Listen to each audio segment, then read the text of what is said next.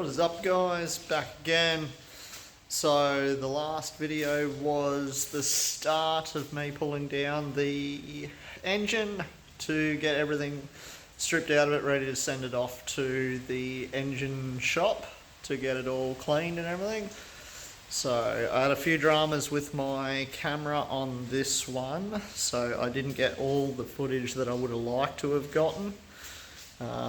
I think it was the memory card was starting to get on the verge of being a bit old, so it stopped recording periodically through the filming. So this one's a bit of a mess, but coming into the newer videos now knowing that. So moving forwards, this one's going to have a bit of a breakdown of the engine here.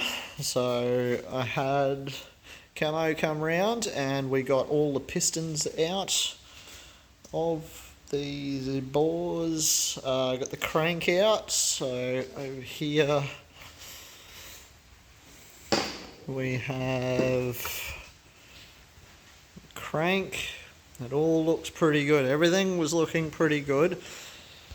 The only main concern was number 4 piston at the back of the engine was a little sloppy compared to the rest. Not much, but there was enough in it that I have to get the crank looked at by the engine shop.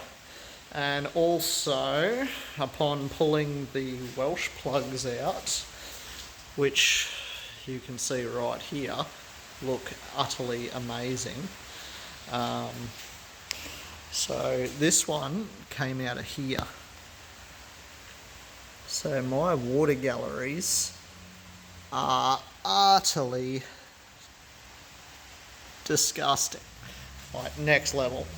So currently saving up some money to get this all sent in to have it hot acid bathed and cleaned up, and while it's in there I will pay them just to drop the hone through there. We were going to hone this ourselves, but now that we've found that the engine is a lot worse inside it than what we figured, it's not just a quick flush out sort of re-hone job now. So engine will be going in, getting that done. So those two things there will be getting done.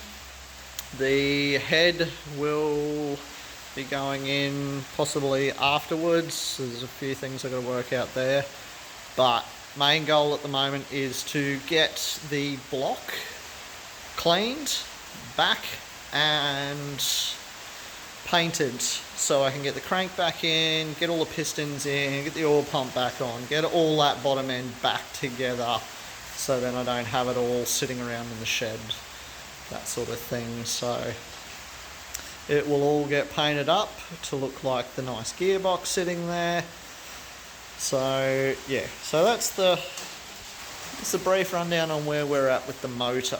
So that'll be about it. Also, I do have all the steering rack ready to start on that. So there will be another video coming soon on the steering rack, just getting that all painted up and put it in. So that, and also I've decided to stick with the 4 stud pattern. Like, if I put the 5 stud in, I'm just getting involved in this car way too much for what I should be. So just sticking with the factory 4 stud. I'll just buy some rims eventually to suit the offset that I want, instead of trying to find secondhand junk that works. So I will be tearing those down very shortly to put those all in, and that will have all the rear of the car running. So we also have all the back screen removed from the car. Had Tom from Windscreens for Cars out to cut that out, did a killer job.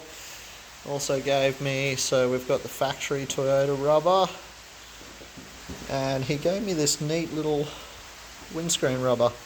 It's a lot neater, commonly found on your newer model cars. So instead of it riding up over the edge, it'll sit in the gap there. So I will be running with that rubber, so I don't have to buy the genuine Toyota windscreen rubber for that. And yeah, so we've got a bit going on. So it's all just all money, time, and getting stuff done. So yeah, so that's about it for this video. Short, sweet. This will lead into just a few snippets of where we were at when we pulled the engine down. So after that, who knows? Could be steering rack.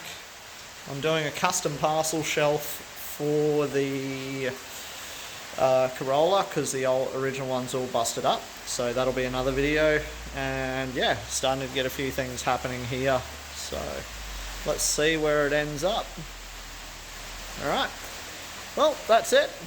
We'll catch us on the next one. See yous.